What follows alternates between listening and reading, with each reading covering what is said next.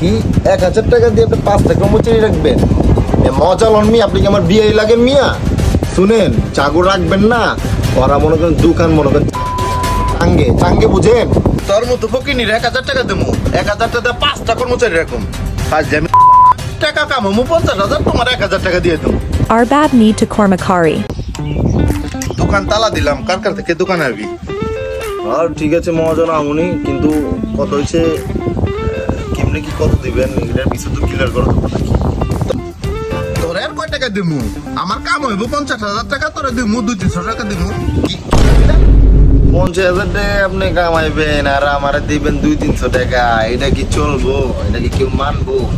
আমি ঠিক আছে 700-800 নিচে কাম করি না, ঠিক আছে? এই যে মনে করেন দোকান মেনটেন থেকে শুরু করে সব কিছু মনে করেন আমি করি, ঠিক আছে?